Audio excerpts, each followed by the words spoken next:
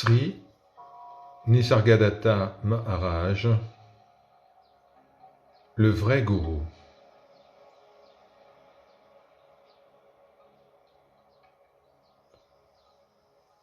Question. Maharaj, l'autre jour, vous expliquiez que la source de toute réalisation était la confiance que l'on pouvait avoir en son gourou. Votre gourou vous a assuré que vous étiez déjà la réalité absolue et qu'il n'y avait rien d'autre à faire. Vous l'avez cru, et puis vous l'avez quitté, sans inquiétude et sans effort. Maintenant, voici ma question. Vous sauriez-vous réaliser s'il n'y avait pas eu de confiance dans votre gourou? Après tout, ce que vous êtes, vous l'êtes, que votre mental le croit ou non. Est-ce que le doute peut bloquer l'effet des paroles du gourou et les rendre inopérantes?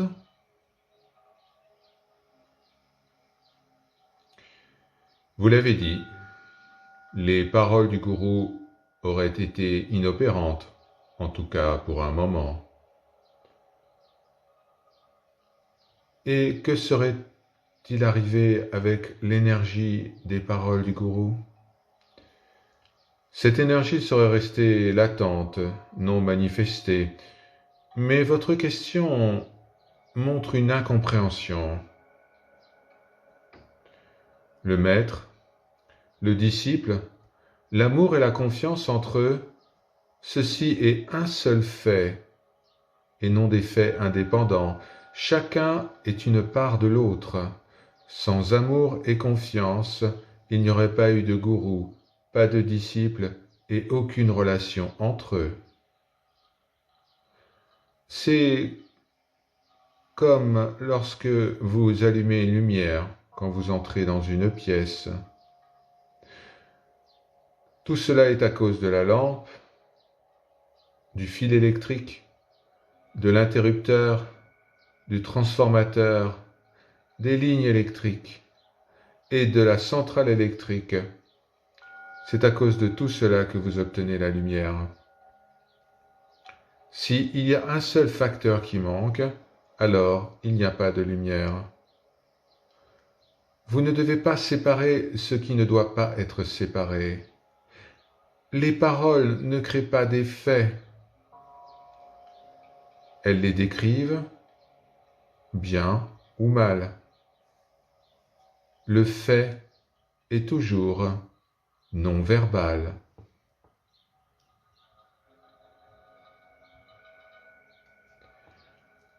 Je ne comprends pas, Maharaj. Est-ce que la parole du gourou peut rester sans effet ou est-ce qu'elle est vraie, quelles que soient les circonstances?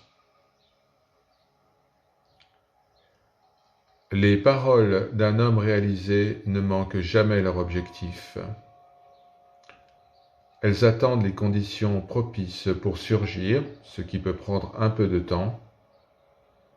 Comme, vous le savez, une récolte est marquée par un temps pour semer et un temps pour récolter. Mais la parole du gourou est une graine immortelle.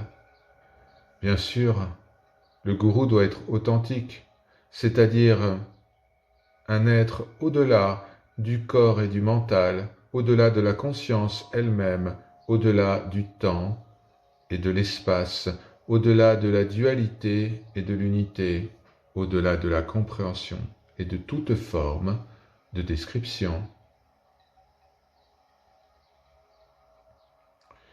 Il y a des gens bien dans le monde, qui ont beaucoup lu et qui ont beaucoup de choses à dire. Ils peuvent vous enseigner quelques choses utiles pour vous, mais ils ne sont pas les vrais gourous, parce que la parole du gourou est toujours vraie.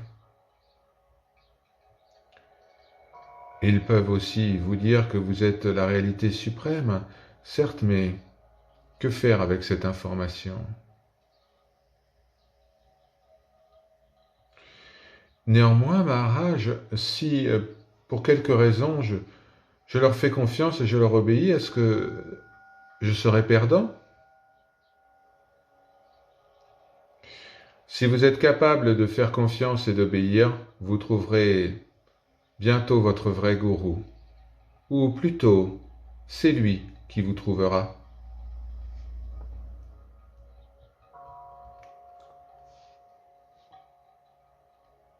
Est-ce que chaque personne qui connaît son véritable soi devient un gourou?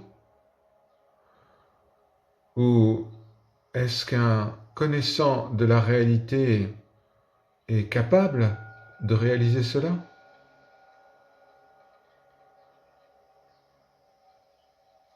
Si vous connaissez ce que vous enseignez, alors vous pouvez enseigner ce que vous connaissez. Ici, la quête et l'enseignement sont un. Mais la réalité absolue est au-delà de la quête et de l'enseignement. Certains gourous autoproclamés vous parlent de maturité et d'effort, de mérite et de réussite, de destinée et de grâce. Mais tout cela, ce sont des formations mentales, des projections d'un mental soumis à ses propres désirs. Au lieu de vous aider, cela crée des blocages. Alors, comment puis-je déterminer qui suivre ou qui éviter, Maharaj? Ne croyez personne jusqu'à ce que vous soyez convaincu. Un véritable gourou ne vous humiliera jamais. Il ne se distanciera jamais de vous. Il vous ramènera constamment à votre propre perfection et vous encouragera à l'introspection. Il sait que vous n'avez besoin de rien, que vous n'avez besoin de personne, ni même de lui, et il n'est jamais fatigué de vous rappeler cela. Mais le gourou autoproclamé s'intéresse plus à sa propre personne qu'à ses disciples.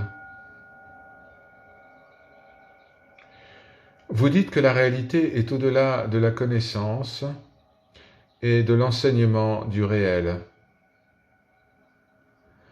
Est-ce que la connaissance de la réalité est le suprême en soi, et est-ce que l'enseignement est la preuve de l'atteinte de la réalité?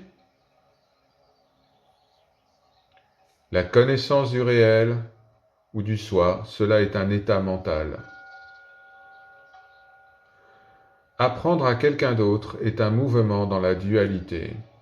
Cela intéresse le mental seulement. Sattva est un attribut, il est pur, mais il reste un attribut.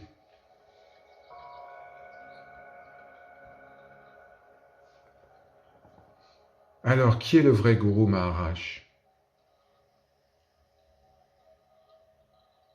Celui qui sait que le mental est à la fois non réalisé et réalisé, qui connaît l'ignorance et la connaissance, et qui les reconnaît comme état du mental, celui-là est le vrai gourou.